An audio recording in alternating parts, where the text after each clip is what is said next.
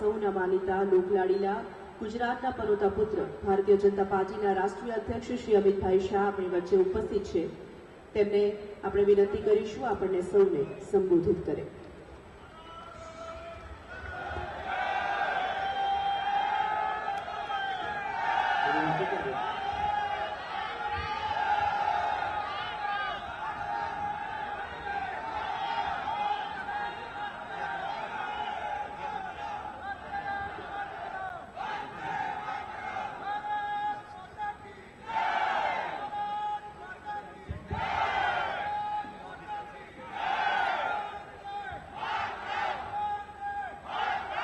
भारत माता की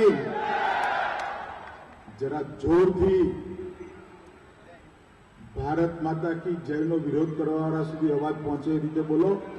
भारत माता की, भारत माता की। मंच पर उपस्थित गुजरात राज्यना प्रथम मुख्यमंत्री, प्रथम महिला मुख्यमंत्री श्रीमती आनंदीबेन पटेल, गुजरात राज्यना वाहन व्यवहार मंत्री અને ભારતીય જનતા પાર્ટી ગુજરાત પ્રદેશના અધ્યક્ષ શ્રીમાન વિજયભાઈ રૂપાણી, વાહન વ્યવહાર વિભાગના મંત્રી શ્રી શંકરભાઈ ચૌધરી, ભાઈ પ્રદીપસિંહજી જાડેજા, અમદાવાદ શહેરના मेयर श्रीमान गौतम भाई शाह, भारतीय जनता पार्टी ना सांसद डॉक्टर सोलंकी, अहीना लोकप्रिय धारासभ्य श्री अरविंद भाई, अग्र सचिव वाहन व्यवहार श्री राजगोपालन जी, एसटी ना करता धरता श्री पंकज कुमार, मंच पर उपस्थित सौ धारासभ्यश्रीओ, एसटीना डायरेक्टरश्रीओ, पदाधिकारीओ અને આજની આ કાર્યક્રમમાં ઉપસ્થિત ભાઈઓ બહેનો અને પ્રેસના મિત્રો, આજે નવનિર્મિત એસટી બસ સ્ટેશનનું ઉદ્ઘાટન હમણાં થોડા સમય પહેલા થયું। અહીંથી બે બસો પણ ચાલુ થઈ અંબાજી અને મહેસાણા। બહુ સમયથી સમગ્ર ઉત્તર ગુજરાત ડીસાથી લઈ ગાંધીનગર સુધી સમગ્ર ઉત્તર ગુજરાતની જનતાની માગણી થी કે રાણી, ઘાટલોડિયા, નારણપુરા, વાડજ, મેમનગર એની નજીક જો એસટી સ્ટેશન આવી જાય તો બહુ હાલાકી ઓછી થઈ જાય। ઉત્તર ગુજરાતના જે મિત્રો પરિવારો અમદાવાદ આવીને સેટ થયા એ બધા ક્યાંક ને ક્યાંક આ વિસ્તારની અંદર જ રહેવાનું પસંદ કર્યું છે ને રહે છે। એમાંથી એક હું પણ છું। મારું ગામ માણસા છે। બધા લોકો લગભગ આ વિસ્તારની અંદર રહેતા હતા અને ઇન્કમ ટેક્સ જઈએ તો એસટી ઊભી ના રહે અને ગીતા મંદિર જઈએ તો જવાનો 1.5 કલાક થાય। બધી રીતે ફસામણી થતી હતી। આજે મોટા ભાગની ઉત્તર ગુજરાતની બસો આ બસ સ્ટેશન ઉપરથી ચાલુ થશે તો આ બધા જ ઉત્તર ગુજરાતના ભાઈઓ બહેનોને મોટી સુવિધાની શરૂઆત થાય। 2004 ની અંદર એસટીએ સેટેલાઇટ બસ સ્ટેશનનો કન્સેપ્ટ એક્સેપ્ટ કર્યો હતો। એક મલ્ટીપર્પઝ નિર્ણય હતો। નરોડા, અહીંયા વાસણાગર અને નારોલ એમ 4 બસ સ્ટેશન બનાવીએ તો અમદાવાદના ટ્રાફિકની સમસ્યા હરતી। અને એ વખતે બીઆરટીએસની પણ કલ્પના કરી હતી અને એએમટીએસની પણ આ બસ સ્ટેશનોને જોડી મુસાફરને એના ઘર સુધી પહોંચાડવાની વ્યવસ્થા કરી। મને લાગે છે નરોડા અને રાણી 2 ચાલુ થઈ ગયા છે। વાસણા અને નારોલ 2 વિજયભાઈના ભાગમાં આવે। વિજયભાઈ કરશે। પરંતુ મિત્રો આ એસટી બસ સ્ટેશન જ્યારે જોઈએ ત્યારે મનમાં એક પ્રકારનો સંતોષ થાય કે ગુજરાતના ગૌરવને અનુરૂપ એસટીના બસ સ્ટેશનો બનાવવાનું કામ ગુજરાત સરકારે કર્યું છે. એનું આ બસ સ્ટેશન એક નમૂનો છે. દેશભરમાં મારો પ્રવાસ થતો હોય છે. કેટલાય રાજ્યો 60% કરતા વધારે રાજ્યોએ હાથ ઊંચા કરી દીધા છે કે એસટી ચલાવવાનું શક્ય નથી. એ વખતે ગુજરાત સરકાર સામાન્ય માણસ, સામાન્ય મુસાફર, ગરીબ માણસ, ગામડાના માણસની માટે એસટીને તાકાત આપી રાજ્ય સરકારે એને સહાયતા કરી, એસટીને મજબૂત કરી લોકોની આવાજાહી માટે એક સુંદર કામ કર્યું. મને યાદ છે હમણાં ભાઈ પંકજ કુમારે કહ્યું કે મુખ્યમંત્રીની ઓફિસમાં સચિવ હતા. એ વખતે બહુ મોટો વિવાદ ચાલ્યો હતો, એડમિનિસ્ટ્રેટિવ વિવાદ હતો અને બે ભાગલા પડ્યા હતા સરકારના. લોકપ્રતિનિધિઓ એક બાજુ અને અધિકારીઓ એક બાજુ કે એસટી હવે ચાલી શકે એમ છે. એ વખતે નરેન્દ્રભાઈના નેતૃત્વમાં એક મિટિંગ થઈ હતી. એમાં વાહન વ્યવહાર વિભાગે પ્રેઝન્ટેશન કર્યું હતું અને નિર્ણય કર્યો હતો કે દર વર્ષે 2000 બસો એસટીને ન્યૂ બ્રાન્ડ ગુજરાત સરકારે આપવાની અને આજ સુધી એ નિર્ણય ચાલે છે. અને ગુજરાતના 50 વર્ષ પૂરા થયા વખતે 3500 બસો આપી. આજ 15000 નવી બસો ગુજરાતના રોડો પર ફરતી કરી. જે વખતે ચાલુ થઈ હતી એમાંથી ઘણી રિટાયર્ડ પણ છે. અને હવે વિજયભાઈએ જે કહ્યું એ પ્રમાણે અનેક પ્રકારના નાના બસ સ્ટેશનોને આ રીતે મલ્ટીપર્પઝ એક બસ સ્ટેશનની અંદર કન્વર્ટ કરવાનું કામ આ ભારતીય જનતા પાર્ટીની સરકાર કરી છે. મિત્રો, એસટી એ ખાલી એક બોર્ડ નિગમ નથી. એસટી સામાન્ય માણસને આવાજાહી માટેનું સુવિધાનું સાધન છે. હમણાં જ મેં વિજયભાઈને મંચ ઉપર કહ્યું એક નાની બસની અમને ઉદઘાટન કરીશું. Mini bus. મારી તો ઈચ્છા છે, હું વિજયભાઈને આગ્રહથી કહ્યું છે, શક્ય હોય તો જ્યાં જ્યાં જીપોની અંદર અસલામત મુસાફરી ગુજરાતના નાગરિકો કરે છે એ દરેક જગ્યાએ આ મિની બસને પહોંચાડવી જોઈએ અને સલામત મુસાફરી કરતા જોઈએ. નાગરિકોની સલામત મુસાફરીની તુલનામાં ખર્ચો કઈ નથી. જયારે એક્સિડન્ટ થતો હોય જોઈએ એક જીપની અંદર 30-35 માણસો બેસે. હું પહેલા ધંધો કરતો હતો ત્યારે કોકે કહ્યું બેસે. મેં બોલા ભાઈ ખારી કરીને બતાય તો 35 કેવી રીતે બેસે? તો ખરેખર બેસાડીને બતાવી દીધા કે કઈ રીતે બેસે. બેઠો ના હોય ને ખબર ના પડે કે એક જીપમાં 35 લોકો કઈ રીતે બેસે. આગળ કંઈક લગાડ્યું હોય, પાછળ કંઈક લગાડ્યું હોય છે, સાઈડમાં કંઈક લગાડ્યું, ઉપર બે લટકાવે છે, ચારે બાજુ ભરી દે. ખબર જ ના પડે કે ઘેટા બકરા ભર્યા છે કે માણસો ભર્યા છે. જો આ મિની બસો સરખી ચાલતી થઈ જાય તો એ હાલાકીમાંથી નાગરિકો મુક્ત થઈ જાય. મિત્રો, ગુજરાતની અંદર ભારતીય જનતા પાર્ટીનું શાસન આવ્યું ત્યારથી એક વિકાસનો ચીલો ચાલે છે.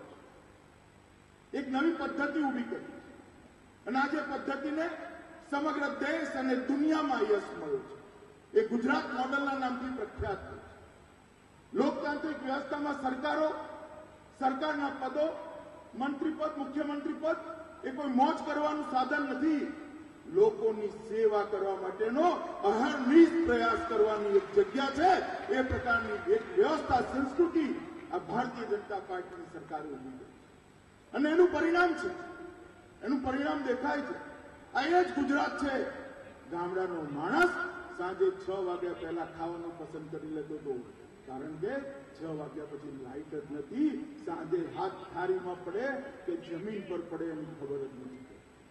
6 વાગ્યા પહેલા વાળું કરવાની પ્રથા ગુજરાતમાં પડી ગઈ. આજે ગુજરાતના 19,000થી વધુ ગામોમાં 24 કલાક વીજળી પહોંચાડવાનું કામ આ ભારતીય જનતા પાર્ટીની સરકારે કર્યું છે. હું યાદ એટલા માટે કરાવું છું કે આપણે ભૂલી ગયા છે. આપણને એમ થાય શું થયું. હું એટલા માટે યાદ કરાવું છું કે ગામડાની અંદર એવું કહેતા હતા કે પહેલા 12 કલાક તો વીજળી આપો, એની જગ્યાએ 24 કલાક વીજળી પહોંચાડવાનું કામ આ ભારતીય જનતા પાર્ટીની સરકારે કર્યું. કન્યા કેળવણી યાત્રાના માધ્યમથી દરેક ગામની અંદર નવી સ્કૂલ, નવા શાળાના ઓરડાઓ, દરેક ઓરડા માટે શિક્ષક અને બાળકોને ભણવાની વ્યવસ્થા, એના પોષણક્ષમ આહારની વ્યવસ્થા આ ભારતીય જનતા પાર્ટીની સરકારે. આદિવાસીઓની ગિરિકંદરા ઉપર રહેતા વનવાસી આદિવાસીઓ માટે વનબંધુ કલ્યાણ યોજના, સાગર કિનારે રહેતા લોકો માટે સાગર ખેડૂત યોજના, કઈ પ્રકારનો એક એક ખૂણો આપણા બંધારણના સંવિધાન નિર્માતાઓએ એક ચર્ચા કરી કે રાજ્ય કેવું હોવું જોઈએ, અને ગાંધીજીએ આઝાદીની આંદોલનની અંદર રામ રાજ્ય શબ્દ પ્રયોજ્યો તો એ સેના માટે કર્યો. 6.5 કલાકની ચર્ચા પછી એક કલ્પના આવી, એક કલ્પના મૂકી આપણા માર્ગદર્શક સિદ્ધાંતોની અંદર વેલફેર સ્ટેટ, કલ્યાણ રાજ્યની કલ્પના. હું ગૌરવ સાથે કહી શકું છું મિત્રો, નરેન્દ્ર મોદીજીના નેતૃત્વમાં ગુજરાતે ભારતીય જનતા પાર્ટીની સરકારે અહીંયા કલ્યાણ રાજ્ય બનાવવાનું કામ કર્યું. સમાજનો કોઈ પણ વર્ગનો વ્યક્તિ હોય, એની ચિંતા, એની વેદના મુખ્યમંત્રી સુધી પહોંચે. સમાજના કોઈ પણ વર્ગનો વ્યક્તિ હોય, જનપ્રતિનિધિઓ એની ચિંતા કરે, એ પ્રકારની સુંદર વ્યવસ્થા અહીંયા ઊભી કરી. પરંતુ સમય જાય ત્યારે લોકોને ભૂલાઈ જતી. અત્યારે ઘણી જગ્યાએ હું જોઉં છું કે ચર્ચા ચાલતી હોય. ખાલી હું એક જ વાત કહેવા માંગુ છું કે મારો દીકરો 9 વર્ષનો હતો, એ વખતે એને કોઈએ કહ્યું કે અમદાવાદ સાબરમતી નદીના કિનારે જેને પૂછ્યું, પપ્પા સાબરમતી ક્યાં આવી? મેં બોલા ભાઈ, તું કેટલી વાર મારી મોટરસાયકલ પર સાબરમતી જેવો ખબર જ ના પડી કે તો ખાડો છે, નદી ક્યાં છે? નદી કોઈએ 9 વર્ષના છોકરાએ નદી 2 કાંઠે જોઈ જ નથી. આજે રિવરફ્રન્ટના કારણે સાબરમતી 2 કાંઠે વહેતી જોઈએ ત્યારે ખબર પડે કે શાસન કોણે. 85, 80, 87 સુધી અનેક પ્રકારના અલગ અલગ કારણોથી થયેલા કોમી તોફાનોથી ગુજરાતની જનતા ગ્રસ્ત. વેપાર ધંધા કેટલાય ફાઇનાન્શિયલ યર એવા હતા કે 365 દિવસમાંથી 150 દિવસ બેંકો બંધ રહી હોય, 150 દિવસ કર્ફ્યુ રહી હોય. ભારતીય જનતા પાર્ટીની સરકારે કર્ફ્યુને ગુજરાતની સરહદની બહાર મોકલવાનું કામ કર્યું. મિત્રો, નાના બાળકને આજ તમે ઘરમાં જઈને પૂછજો, અરે ભાઈ તે કર્ફ્યુ જોયો છે? નિશ્ચિત જવાબ આપશે કે કર્ફ્યુ નથી જોયું. ભારતીય જનતા પાર્ટીએ ગુજરાતની અંદર કર્ફ્યુ વિહીન શાસનની વ્યવસ્થા કરી. ભારતીય જનતા પાર્ટીના લીધે જ શહેરી વિકાસના ક્ષેત્રમાં અનેક પ્રકારના નવા કામો વર્ષોથી. તો 2 ટાઉન પ્લાનિંગ સ્કીમો કોઈ સરકાર 5 વર્ષમાં બહાર પાડે તો અધધ થઈ જાય. એક સાથે મને યાદ છે નરેન્દ્રભાઈના નેતૃત્વમાં અને હમણાં પણ એક સાથે 100-150 ટાઉન પ્લાનિંગ સ્કીમો બહાર પડી અને સુચારુ શહેરી વિકાસની વ્યવસ્થા ઉભી થઈ. તો અનેક પ્રકારના મોડલ ગુજરાતના ગામોની અંદર સ્વાસ્થ્ય પહોંચાડવાનું હોય, ગુજરાતના ગામોની અંદર વીજળી પહોંચાડવાની હોય, ગુજરાતના ગામોની અંદર રોજગાર પહોંચાડવાનું હોય, અનેક પ્રકારની વ્યવસ્થાઓ આ ગુજરાતની અંદર ઉભું કરવાનું કામ કર્યું છે. અને એટલા માટે જ આજે કાશ્મીરથી કન્યાકુમારી, આસામથી દ્વારિકા સુધીના વિશાળ દેશની અંદર ગુજરાતના વિકાસની ચર્ચા છે. અને મને કહેવામાં કોઈ સંકોચ નથી કે આજે નરેન્દ્રભાઈની જે સરકાર પૂર્ણ બહુમત સાથે દેશને દુનિયાની અંદર 1 નંબરની જગ્યા પર લઈ જવા માટે મથામણ કરી રહી છે. એ સરકારનો પાયો નરેન્દ્રભાઈના નેતૃત્વમાં જ્યારે અહીંયા મુખ્યમંત્રી હતા ત્યારે નાખવાનું કામ કર્યું અને એક આદર્શ વ્યવસ્થા ઉભી કરી. અને આજે આદર્શ વ્યવસ્થા ભારતીય જનતા પાર્ટીની આગેવાનીમાં, આનંદીબેનની આગેવાનીમાં આગળ વધી રહી. મિત્રો, નરેન્દ્રભાઈના નેતૃત્વમાં જે સરકાર ચાલે છે, મારે સરકાર બાબતમાં અત્યારે કંઈ કહેવું નથી, વિષય નથી, પણ હું એટલું સુનિશ્ચિત કહેવા માંગુ છું કે જે લોકો જનતામાં ભ્રાંતિ ઊભી કરવા માંગે છે એ બધા મિત્રોને મારે કહેવાનું છે કે 2019માં જ્યારે અમે ફરીવાર જનાદેશ માંગવા આવીશું ત્યારે આપેલા બધા વચનો નરેન્દ્રભાઈના નેતૃત્વમાં પૂરા કર્યા પછી ભારતની જનતાની સામે જનાદેશ લેવા જઈશું. ક્યાંથી ક્યાં પહોંચાડી? પહેલા દેશના વડાપ્રધાન કોઈ દેશની અંદર જતા હતા તો કોઈને ખબર જ નથી પડતી ક્યારે ગયા અને ક્યારે આવ્યા. અત્યારે ચર્ચા થોડા લોકોએ ચલાવી કે નરેન્દ્રભાઈ વિદેશ બહુ જાય. મને થોડું એવું લાગ્યું કે આ લોકો ચર્ચા કરે છે, હકીકત શું છે. મેં તપાસ કરી, નરેન્દ્રભાઈ મનમોહનસિંહજી કરતા બહુ ઓછું વિદેશ ગયા. પછી મને વિચાર આવ્યો કે આ ઓછું ગયા છે તો વધારે જવાની ચર્ચા કેમ છે. મનમોહનજી જતા હતા તો કોઈને ખબર જ નથી પડતી કે ક્યારે ગયા અને ક્યારે આવ્યા. આજે નરેન્દ્રભાઈ કોઈ પણ દેશમાં જાય, અમેરિકા જાય, ઓસ્ટ્રેલિયા જાય, લંકા જાય, ચીન જાય, ભૂટાન જાય, નેપાળ જાય, જ્યાં જાય ત્યાં હજારો હજારોનો હુજુમ નરેન્દ્રભાઈને સાંભળવા માટે, એમના સ્વાગત કરવા માટે કલાકો રાહ જોઈને ઉભું છે. અને પહેલા સ્થિતિ હતી, એક ટાઈટ કપડે કરેલા 2 કાગળિયા લઈને વડાપ્રધાન જતા હતા અને લખેલું વાંચીને આવતા હતા. ઘણી વાર તો કાગળિયા એ બદલાઈ જતા હતા. થાઈલેન્ડનું ઓસ્ટ્રેલિયા વંચાઈ જતું હતું, ઓસ્ટ્રેલિયાનું થાઈલેન્ડમાં વંચાઈ જતું હતું. કેટલું પરિવર્તન. વડાપ્રધાન બોલતા હોય બહુ આશ્ચર્ય થયું લોકોને કે વડાપ્રધાન ભાઈ બોલે 10 વર્ષથી સાંભળવાની આદત જ નથી પડતી. નરેન્દ્રભાઈ આ બધી ખબર પડી વડાપ્રધાને બોલવાનું હોય, હસવાનું હોય, લોકોના દુઃખની અંદર ઉભા રહેવાનું હોય. ભારતીય જનતા પાર્ટીની સરકારે નરેન્દ્રભાઈના નેતૃત્વમાં એક વિકાસનો યજ્ઞ આરંભ્યો છે. ભારતની સંસ્કૃતિને વિદેશ નીતિના માધ્યમથી, ભારત સરકારના માધ્યમથી દુનિયાભરને પરિચય કરાવવાનું કામ ભારતીય જનતા પાર્ટીની સરકારે કર્યું. જ્યારે પહેલાની સરકારો હતી ત્યારે તમે કોઈ દિવસ એવો વડાપ્રધાન નહીં જોયો હોય કે વડાપ્રધાન પદનામી થયા પછી ત્રિપુણ લગાવીને ગંગા કિનારે હર હર ગંગે કરીને ગંગાની આરતી કરવા માટે ડર વગર છાતી કાઢીને ઉભો રહેતો. એવો વડાપ્રધાન નહીં જોયો હોય કે પગથી માથા સુધી શ્રદ્ધાથી તરબોળતાના ભાવ સાથે કાઠમંડુ જઈ પશુપતિનાથના ચરણોમાં ભારત સરકાર વતીથી સફેદ ચંદનનું 2500 ટનનું લાકડું ભેટ કરતો હોય. એવો વડાપ્રધાન નહીં જોયો હોય જે યુએનઓની અંદર બાકી બધી વાતની કરતા કરતા કરતા યુએનઓની અંદર એક એવી વાત કરે કે હું આ દુનિયાને રોગમુક્ત જોવા ઈચ્છું છું, અને રોગમુક્ત કરવી હોય આ દુનિયાને, તેનો એકમાત્ર રસ્તો છે કે અમારા ઋષિઓએ, અમારા મુનિઓએ, અમારા સંતોએ એક યોગ નામની પદ્ધતિ વિકસાવી છે જે વ્યક્તિને રોગમુક્ત જીવનની દિશામાં લઈ જાય છે. દવા ખાવાની જરૂર ના પડે. એનો આત્મા, મન, બુદ્ધિ અને શરીર ચારે એકરૂપ થઈ કામ કરે એ પ્રકારની યોગની પદ્ધતિ વિકસાવી છે. નરેન્દ્રભાઈએ ભારત તરફથી દરખાસ્ત મૂકી કે પૂરી દુનિયા યોગ દિવસ મનાવે.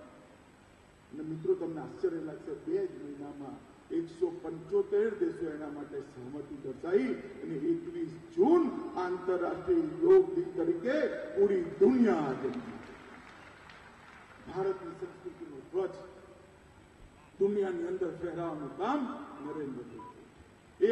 એક તરફ ગરીબ ખેડૂત, ગરીબ યુવા, ક્યાંક પ્રધાનમંત્રી ફસલ વીમા યોજના, ક્યાંક પ્રધાનમંત્રી મુદ્રા યોજના, ક્યાંક સસ્તી દવાની 3000 દુકાનો, કોઈ જગ્યાએ એની રોજગારી માટેની વ્યવસ્થા, ગામડાને રોડથી જોડવાની વ્યવસ્થા, નાના શહેરોને 21 કરોડ રૂપિયા, નાના ગામને 80 લાખ રૂપિયા, આ સારી વ્યવસ્થાઓથી ગામ, ગરીબ, કિસાન, મજદૂર અને બેરોજગારીઓ ઉપર લાવવાની વ્યવસ્થા થતી હોય તો બીજી બાજુ બુલેટ ટ્રેન અને દુનિયા ભારતની અંદર 160 નવા એરપોર્ટો બનાવી એરોપ્લેનથી ભારતને નાનું કરવાની વ્યવસ્થા હોય. આ બંને છેડાઓને ભેગા કરવાની ક્ષમતા કોઈનામાં હોય તો આ દેશના વડાપ્રધાન નરેન્દ્ર મોદી. અને હમણાં રાહુલ બાબા દરેક જગ્યાએ પહોંચી જતા હોય. તમે જોવો છો ને ભાઈ, જોવો છો નથી જોતા? હમણાં એકદમ તાનમાં આવી ગયા અને એમને એક સવાલ પૂછી નાખ્યો કે ભાઈ, અમારા વખતે પણ બોર્ડર પર ગોળીબાર થતો હતો અને હવે પણ થાય છે. હું મોદી સાહેબને પૂછવા માંગુ છું કે શું ફરક પડ્યો? ભાઈ રાહુલ, તમને ફરક સમજણ નહીં પડે. એટલા માટે ફરક સમજણ નહીં પડે કે તમારી આંખ પર ઇટાલિયન ચશ્મા ચડેલા. તમને આ દેશમાં શું ફરક આવ્યો ખબર નહીં પડે. પહેલા જ્યારે તમારા શાસનની અંદર સરહદ પર ગોળીબાર થતો હતો ત્યારે સેનાના જવાનો ગોળીઓ ખાતા હતા, કારણ કે એમને ઓર્ડર નહોતો જવાબ આપવાનો અને ઓર્ડર લેવા જતા હતા તો દિવસો સુધી જવાબ નતો મળતો. આજે પાકિસ્તાનની બાજુથી ગોળી છૂટે તો અહીંથી તોપના ગોળાથી જવાબ જાય છે. કોઈનો ઓર્ડર લેવાની જરૂર નથી. આ નરેન્દ્ર મોદીની ભારતીય જનતા પાર્ટીની સરકાર. આટલું હમણાં એક નવા શબ્દો હું તો સાંભળી રહ્યો. અસહિષ્ણુતા, વિચારોની અભિવ્યક્તિ.